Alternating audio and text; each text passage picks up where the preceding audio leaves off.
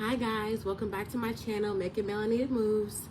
Before we get started, please make sure you like, subscribe, and share my page. I'm just getting started and I would really appreciate it, and the YouTube algorithm loves it as well. So today I want to finish talking to you guys about why I chose to give birth and do my prenatal care in Peru over the USA.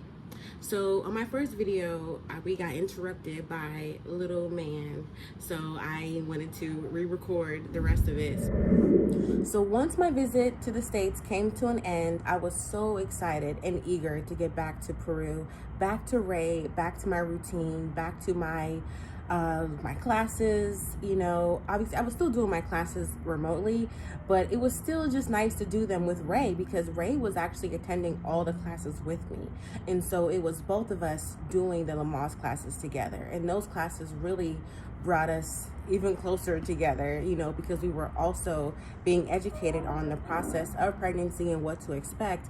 And we were doing that together. So it wasn't like I was doing my own research, he was doing his own research, and we just were both confused. Like, no, we were both doing things together. And he went to all of my prenatal appointments with me.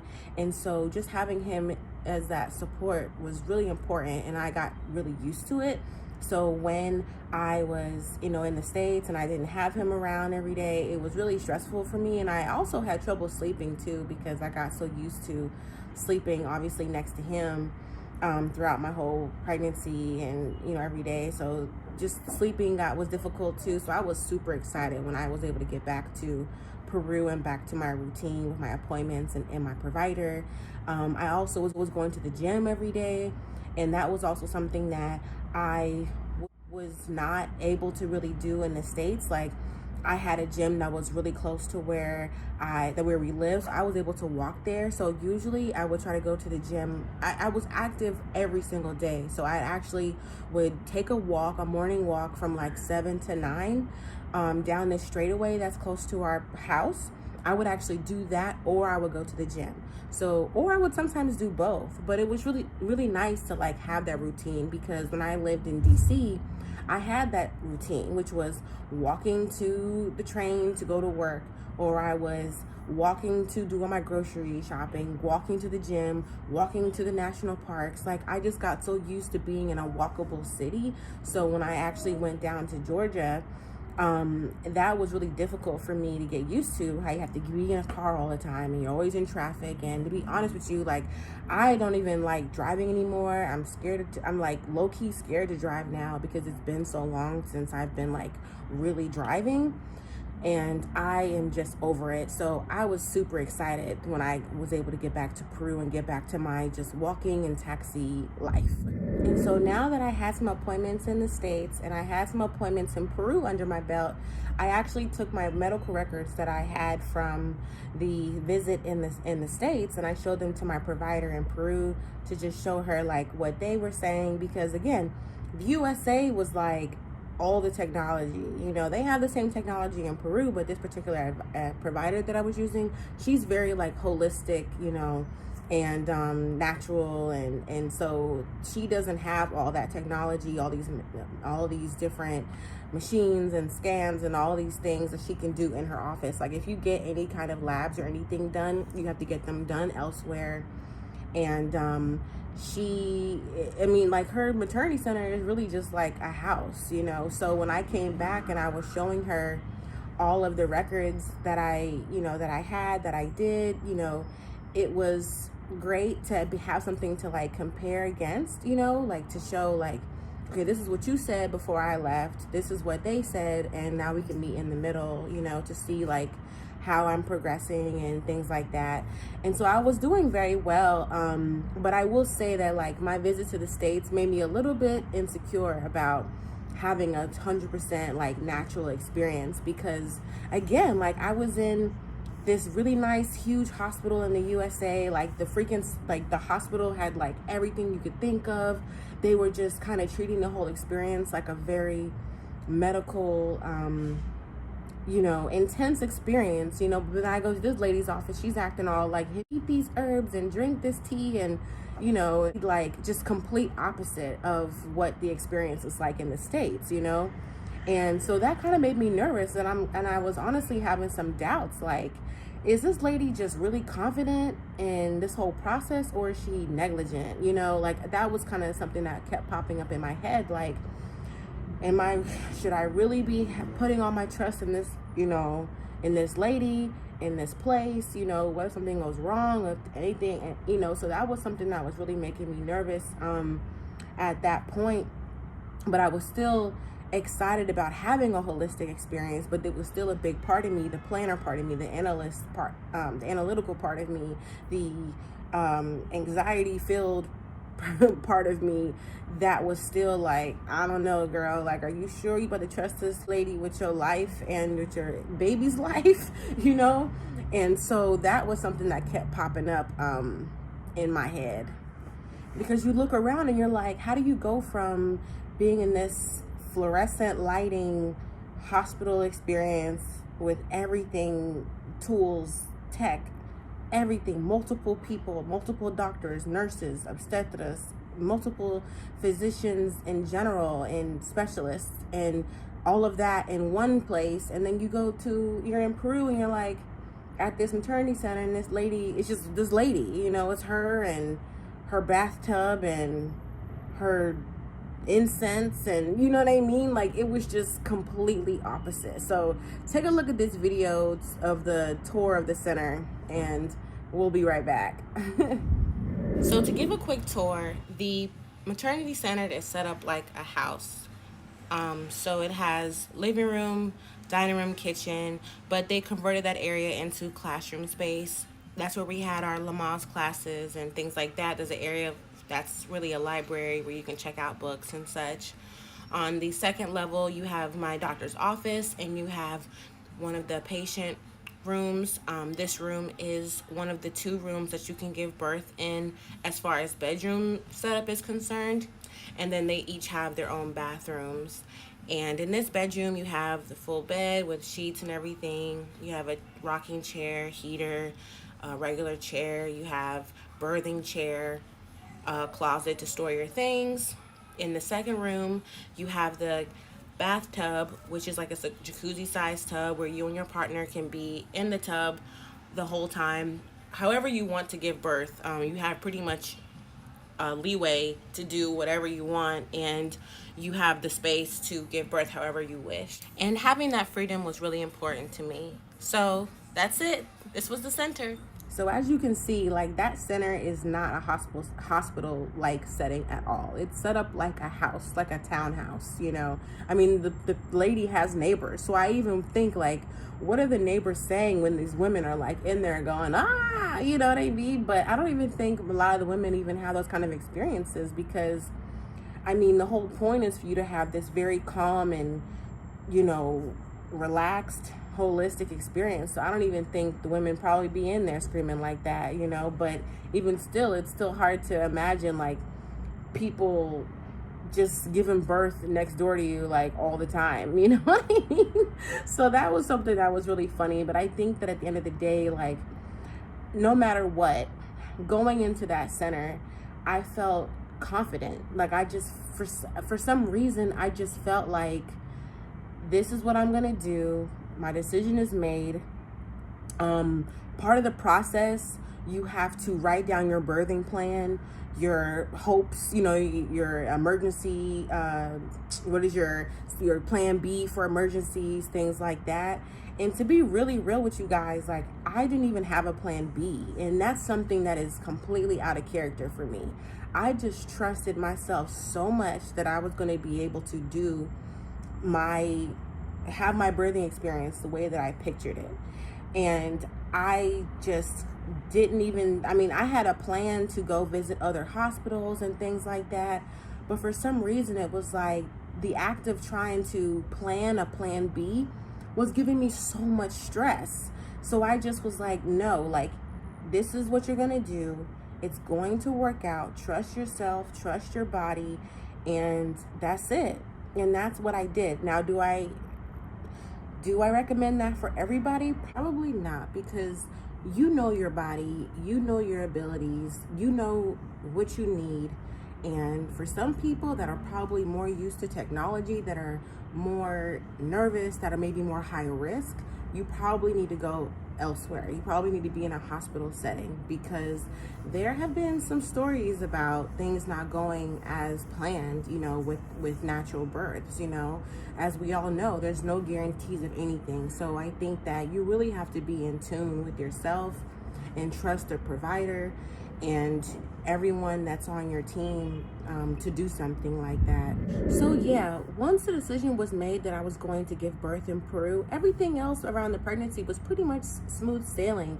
When I again, after we had the holidays, we were in full-blown summertime in Peru. So it was hot as all get out, and I was still getting out. I was still doing my exercising, still going to the gym, doing my walks, and everything was awesome.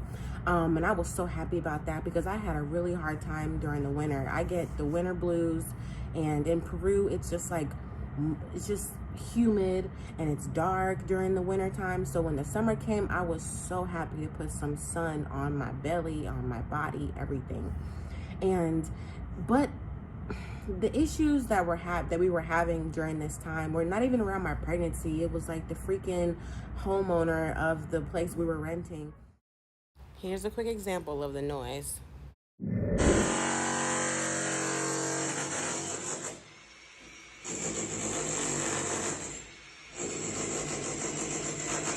She was just doing nonstop construction. It was driving me crazy. The banging, the noise was really affecting my sleep. So I was having a lot of issues with that.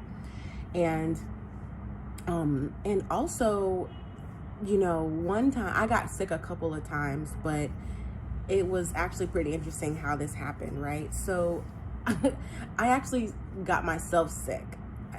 So let me tell you this story. One day I made some spaghetti for Ray and I, and it was like ground turkey with, noodles and everything like that. And long story short, Peru housing doesn't have central air. You might have like an AC unit in the, in the wall or something like that, but it's definitely not central air. There's definitely not climate control in the housing in Peru. So when it's summertime, it's usually hot in the house. When it's wintertime, it's usually cold in the house. And so long story short, I had made some spaghetti earlier in the day. And so by the time Ray came home, it had been sitting on the stove for hours. And I totally didn't even think about the issue with having meat on the stove in the pot sitting there for hours like that. I mean, I made it like late in the afternoon, maybe around like 4 o'clock, and then we didn't end up eating together until probably like 8:30. And so when I served the food, I heated it back up. I'm like, here's your dinner, Ray. Just like every day, I make his dinner, make his breakfast, lunch, and dinner for the most part. And I served him his plate, and he was like, Ebony, this meat is bad. And I was so confused. Like, what do you mean it's bad? Like, it was literally frozen. Like, I thawed it out, cooked it, and it's fine.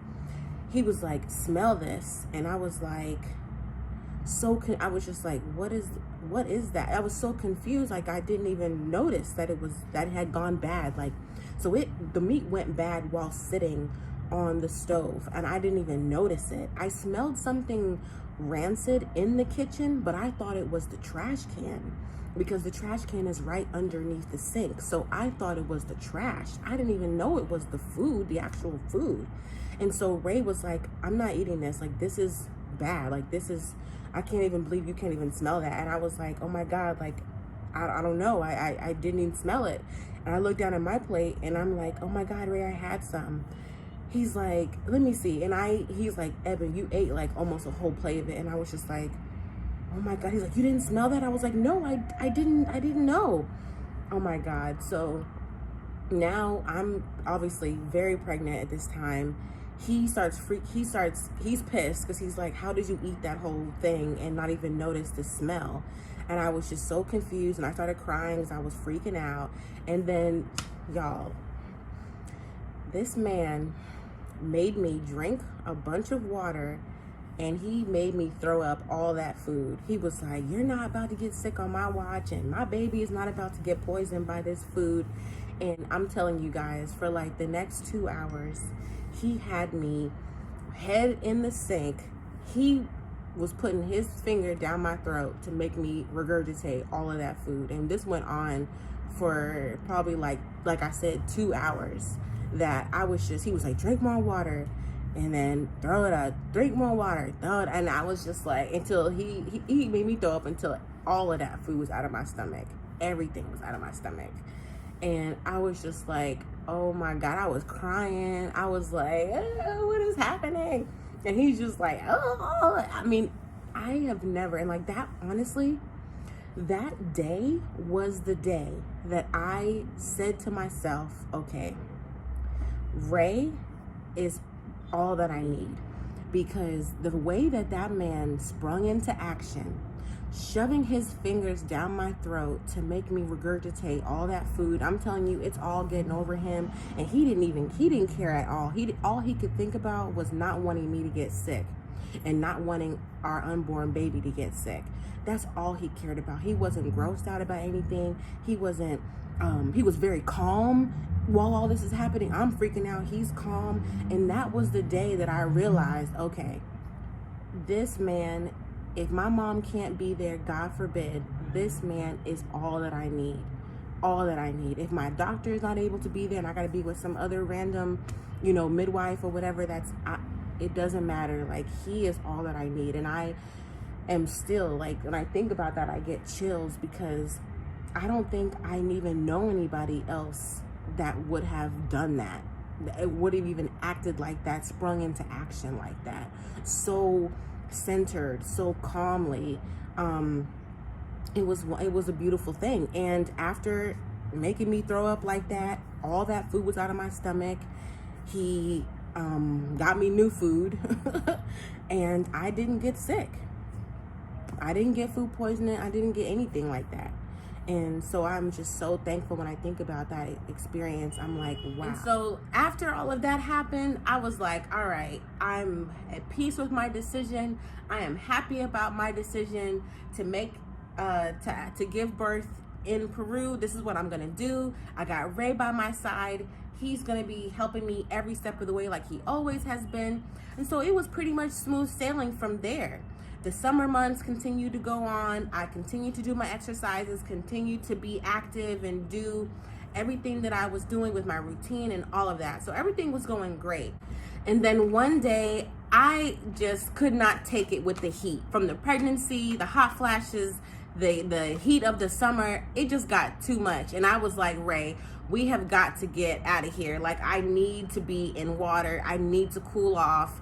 I needed to just change my environment for the day. And it was also because the freaking homeowner of where we were renting was doing like nonstop construction, and it had me so stressed out because it was like just constant banging and all of this craziness. By this time, the rooster was dead, so that was gone.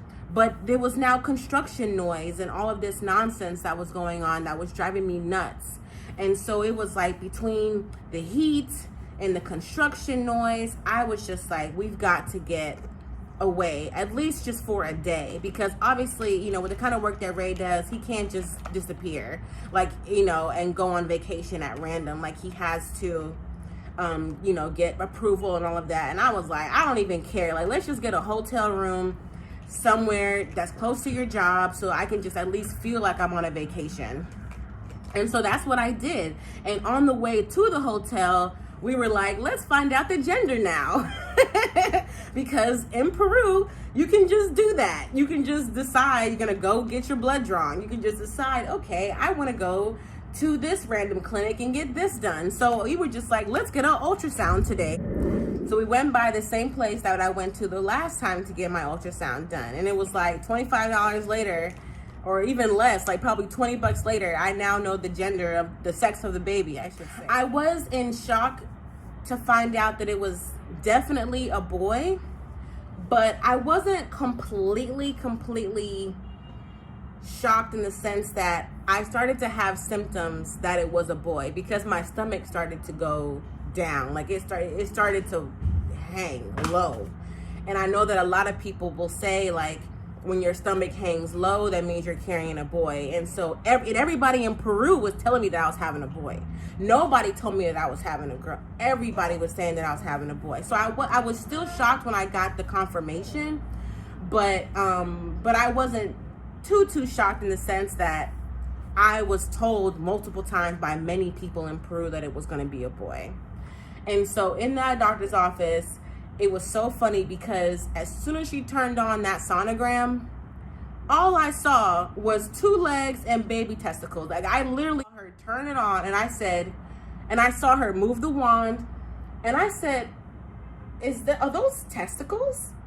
And she was like, yes, es un varoncito, you know. And I was like, what? And like, I'm telling you, I immediately saw his little private parts. Like, it was just so obvious because I was so far along, you know. By the time we found out together, because we had to I told you, all the holiday months passed. We were just living life. I was just going with the flow of things. I didn't care about what the gender was for a minute. And then I had low-key convinced myself that it was a girl, you know, and Ray got sick of that. And he was like, we're finding out now what it is. I'm tired of you saying that it's a girl and you really don't know. And so, yeah, that day I was completely shot down. And it was a boy. And of course, Ray was super, I mean, he was going to be excited no matter what. But obviously, him loving sports and all of that, he was very excited to have confirmation that it was going to be a boy. So this boy is up for real now. And he is not letting me finish this video. So I will be back very soon with the next video. So please like, subscribe, and comment below. Thank you. Bye.